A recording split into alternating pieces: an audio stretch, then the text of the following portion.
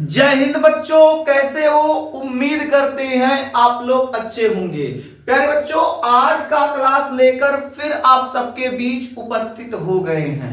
आज के क्लास में हम लोग अध्ययन करने वाले हैं जनसंख्या वृद्धि के कारण। पिछली क्लास में जनसंख्या विस्फोट पढ़ा दिया गया है। यदि आप लोगों ने वो क्लास नहीं देखा है तो मेरे देश के नौजवान जाइए, चैनल के प्लेलिस्ट में वो क्लास मौजूद है, वहां से जाके आप लोग क्लास आसानी से देख सकते हैं।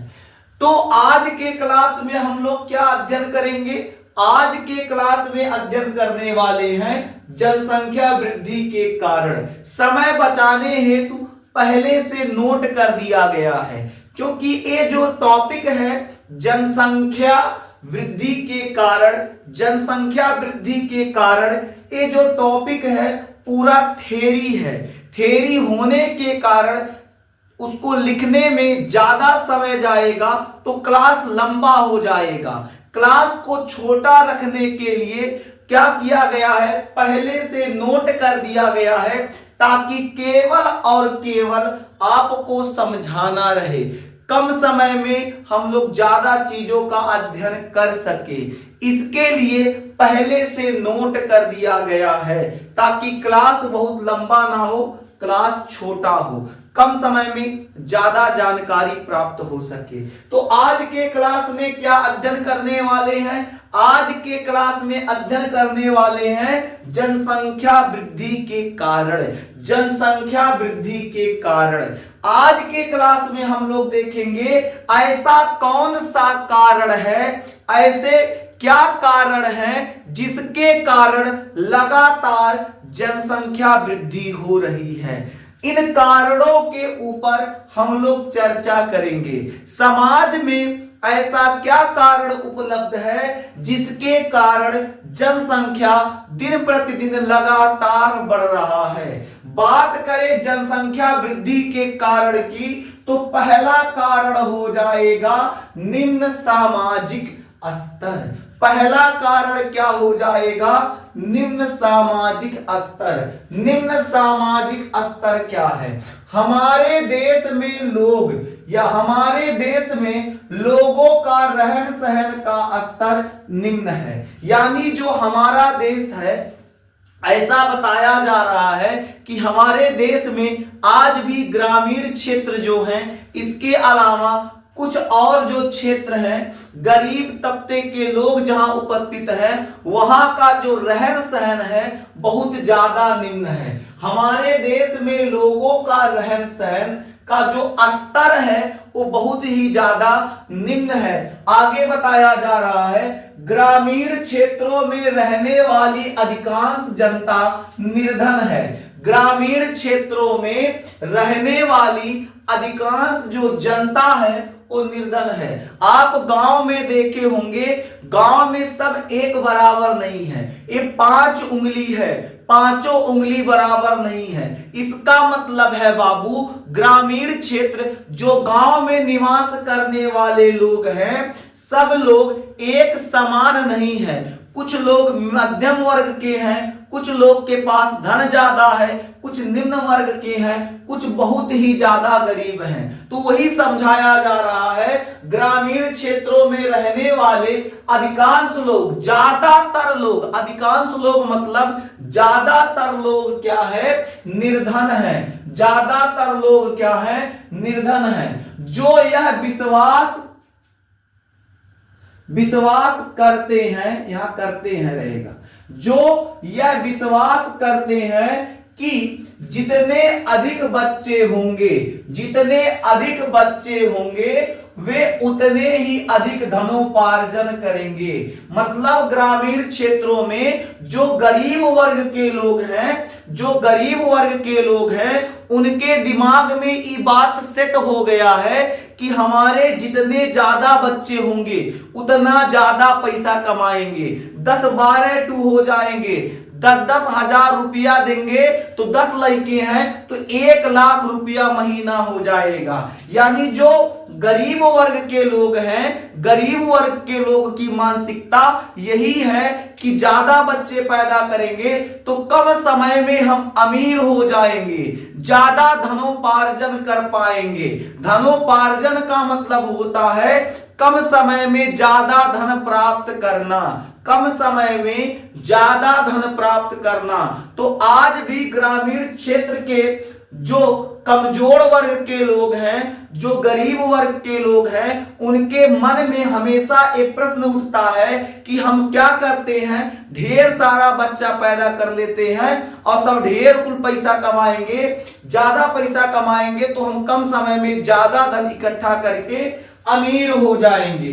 आगे क्या बताया जा रहा है, इस कारण निर्धन परिवार के लोग, इस कारण निर्धन परिवार के लोग जनसंख्या नियंत्रण पर ध्यान नहीं देते हैं। यही सबसे बड़ा कारण है कि जो निर्धन परिवार के लोग हैं, जिनके पास पैसा कम है, जिनके पास मुद्राएं कम हैं, गरीब वर्ग के लोग जो हैं वो इसी कारण लगातार जनसंख्या बढ़ाए जा रहे हैं, बढ़ाए जा रहे हैं, बढ़ाए जा रहे हैं। यानी कहने का मतलब क्या है, निम्न सामाजिक स्तर में क्या बताया गया, निम्न सामाजिक स्तर में ये बताया गया है जो निर्धन श्रेणी के लोग हैं उनके मन में एक मानसिकता बैठ चुकी है कि हमारे ज्यादा संतान होंगे तो ज्यादा धन कमाएंगे, कम समय में हम अमीर हो जाएंगे। इसी वजह से उनका ध्यान जनसंख्या नियंत्रण की ओर नहीं जा रहा है, जनसंख्या पर वो ध्यान नहीं दे रहे हैं। क्या बात समझ में आ रहा है? बोलो मेरे देश के अच्छे बच्चे, क्या बात समझ में आ रहा है? आ रहा है तो अगले टॉपिक पे आते हैं। अगला टॉपिक है निरक्षरता। अगला टॉपिक क्या है? निरक्षरता। अब हम लोग देखेंगे जनसंख्या वृद्धि का दूसरा कारण। पहला कारण तो हो गया निम्न सामाजिक स्तर, दूसरा कारण हो जाएगा निरक्षरता। दूसरा कारण क्या होगा मेरे देश के अच्छे बच्चे? निरक्षरता। इसमें क्या बताया गया, भारत में निरक्षरता का प्रतिशत ज्यादा है, अतः लोग छोटा परिवार का महत्व नहीं समझते हैं। इस कारण लगातार संतान उत्पत्ति होती रहती है। मतलब भारत, इसमें बताया जा रहा है भारत में जो निरक्षरता का दर है वो अधिक है। भारत में अभी भी अधिकांश आबादी निरक्षर है, कम पढ़ी लिखी है, कम शिक्षित है, जिसके कारण क्या है, उन लोगों को छोटे परिवार का महत्व नहीं समझ में आता। उनके दिमाग में ये बात बैठ ही नहीं पा रहा है कि छोटे परिवार से फायदा क्या होगा, उनके दिमाग में बिल्कुल नहीं आ रहा है। यानी इसमें बताया जा रहा है भारत में निरक्षरता का प्रतिशत अभी भी क्या है, ज्यादा है, अतः लोगों को छोटे परिवार का महत्व नहीं समझ में आ रहा है। इसी कारण लगातार जनसंख्या वृद्धि किए जा रहे हैं, बढ़ रहा है। इस कारण लगातार संतान उत्पत्ति होती रहती है, किए जा रहे हैं, लड़का पैदा किए जा रहे हैं। 1 2 3 4 5 6 7 होते जाएंगे, जितना ज्यादा लड़का उतना ज्यादा पैसा। ये मानसिकता है, छोटे परिवार का महत्व नहीं समझ में आ रहा है। आगे हम लोग समझते हैं। तीसरा कारण हो जाएगा सामाजिक रीति रिवाज। तीसरा कारण क्या होगा मेरे देश के नौजवान? तीसरा कारण हो जाएगा सामाजिक रीति रिवाज। हमारे देश में बच्चों को ईश्वर का देन माना जाता है। हमारा जो देश है, हमारे देश में आप लोग सुने होंगे, कहा भी जाता है बच्चे मन के सच्चे, यानी बच्चों को ईश्वर का देन माना जाता है। हमारे देश में बच्चों को ईश्वर का देन माना जाता है। परिवार में पुत्र का जन्म आवश्यक समझा जाता है और हर परिवार के लोग समझते हैं कि हमारे परिवार में पुत्र का जन्म हो, बेटवा पैदा हो, बिटिया पैदा हो जाएगी तो कहेंगे लक्ष्मी हुई है।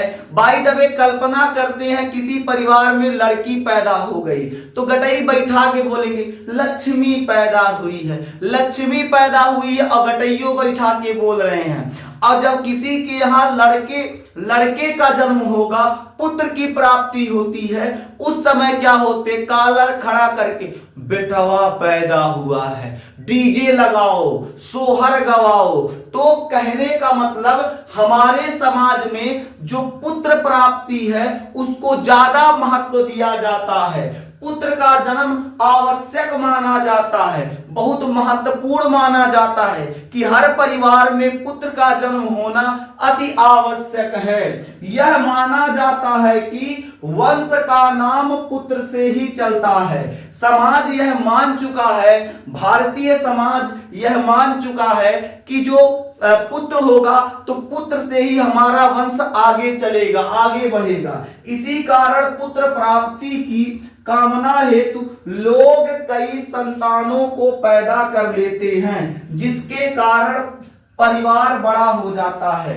देखिए हमारे समाज में जो रीति रिवाज है इसके कारण भी लगातार जनसंख्या बढ़ रहा है। जैसे कल्पना करते हैं किसी परिवार में पहला जब बच्चा हुआ तो लड़की हुई, फिर दोबारा सोचे कि अगली बार लड़का होगा, लड़का प्राप्त करने के चक्कर में अगली बार भी लड़की हुई, फिर अगली बार सोचे अब फिर तो बहुत पक्का लड़का होगा, फिर लड़की हो गई। ऐसे बार बार प्रयास के उपरांत बार बार लड़कियां पैदा होती गईं। कल्पना करते हैं कि क्यों 8 लड़की पैदा हो गई। 8 के बाद जब 9वां संतान हुआ तो 9वें संतान में तब जाके लड़का पैदा हुआ।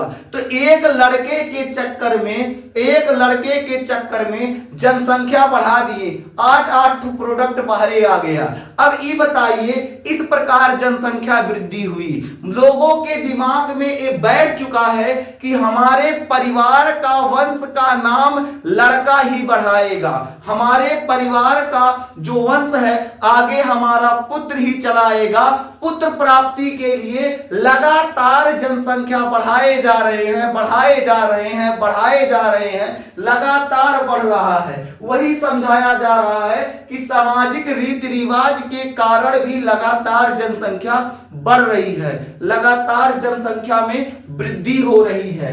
आगे हम लोग देखेंगे, आगे क्या है, कम आयु में विवाह है। आगे क्या है, कम आयु में विवाह है। ग्रामीण तथा अशिक्षित परिवारों में आज भी बाल विवाह की प्रथा प्रचलन में है। अनेक कानूनी प्रतिबंधों के बावजूद कम आयु में ही अनेक विवाह संपन्न हो जाता है। कम आयु में विवाह में क्या बताया गया है, कम आयु में जो विवाह है इसमें बताया जा रहा है आज भी ग्रामीण क्षेत्रों में भारत के ऐसे कई क्षेत्र हैं जहां आज भी बाल विवाह का प्रचलन है। आज भी बच्चों का शादी कम उम्र में ही कर दिया जाता है। लड़कवा की जितना उम्र है उम्र होने से पहले ही विवाह कर देते हैं। बाय द वे मान लीजिए 21 वर्ष में विवाह करना है तो बाबू 21 वर्ष का नहीं हुआ 18 में विवाह निमत देंगे ताकि गांव समाज के भोज खिया दे, गांव समाज खुश हो जाए कि फलाना लड़का विवाह हो गया। तो आज भी समाज में कम आयु में विवाह होता है। कानून इसके लिए बनाया गया, सख्त कानून बनाया गया है। यदि कोई बाल विवाह को प्रोत्साहन देगा, यदि कोई समाज में बाल विवाह को प्रोत्साहन देगा तो उसके लिए सख्त से सख्त कानूनी प्रतिबंध लगाया गया है, उसके लिए अलग से दंड का प्रावधान रखा गया है। उसके बावजूद भी आज भी कई लोग बाल विवाह को संपन्न कर रहे हैं। अब बाल विवाह प्रतिबंध क्यों लगाया गया है? बाल विवाह पर प्रतिबंध इसलिए लगाया गया है, कम उम्र में बियाह होगा, अगले साल रिजल्ट आ जाएगा, यानी बहु जब बियाह यह साल हुआ 21 साल बाद लड़का फेंकेगा, तो जब कम उम्र में बियाह होगा अगले साल लड़का, फिर दूसर, फिर तीसर, फिर चौथा, फिर लगातार बच्चों की संख्या में क्या होगी, वृद्धि होती जाएगी, जिससे जनसंख्या बढ़ेगा। इसके अलावा जब बार बार बार बार माँ गर्भ धारण करेगी और जो बच्चे की माँ है, जो मादा है, बार बार जब गर्भ धारण करेगी उससे उसके स्वास्थ्य पर प्रभाव आएगा, उसके परिवार का खर्चा बढ़ जाएगा। जब परिवार की संख्या ज्यादा हो जाएगी तो उससे क्या होगा, बड़का लड़का खातिर शर्ट खरीदाएगा, छोटका चड्डिया पहन के घूमेगा। हाँ, बड़का लड़का के शर्ट खरीदाएगा, कहीं छोटका पैसा नहीं है तो चड्डी पहना के घुमा दे, सबसे छोटका तो इसे नंगे घूमेगा, खेलेगा हर बार। तो जनसंख्या वृद्धि से क्या होगा, जब परिवार बड़ा होगा, जब परिवार बड़ा होगा तो जो कमाने वाला व्यक्ति है उसके ऊपर भार ज्यादा आएगा। जब भार ज्यादा आएगा तो क्या होगा, परिवार की आवश्यकताओं की पूर्ति वो नहीं कर पाएगा, बच्चों को अच्छा भोजन नहीं दे पाएगा, तो लइकवे ससुर कुपोषण के शिकार हो जाएंगे। और लइकवा जब कुपोषण का शिकार हो जाएगा तो क्या होगा, उसमें से शायद किसी बच्चे का तबीयत ज्यादा खराब हो, निधन भी हो सकता है। इसलिए छोटे परिवार को प्रोत्साहन दिया जाता है। छोटे परिवार को प्रोत्साहन इसीलिए दिया जाता है कि छोटा परिवार रहेगा, कमाने वाला व्यक्ति थोड़ा कमाएगा, अपने परिवार को अच्छे से चलाएगा, दाल रोटी सब्जी जो भी देगा, अच्छा भोजन उसको देगा, परिवार को अच्छे से रखेगा, पत्नी का ध्यान रखेगा, खुद के स्वास्थ्य पर विशेष ध्यान देगा। इसीलिए छोटे परिवार को प्रोत्साहन दिया जाता है। बड़ा परिवार परिवार के लिए, समाज के लिए, दोनों के लिए घातक है। क्या मेरे देश के नौजवान इतनी बातें आपको समझ में आ गई? क्या मेरे देश के नौजवान ये बताइएगा, आपको इतनी बातें समझ में आ गई? यदि आपको इतनी बातें समझ में आ गई तो मेरे देश के अच्छे बच्चे नोट कर लीजिए। आज के लिए बस इतना ही, फिर मिलेंगे आपसे अगले क्लास में, तब तक के लिए जय हिंद।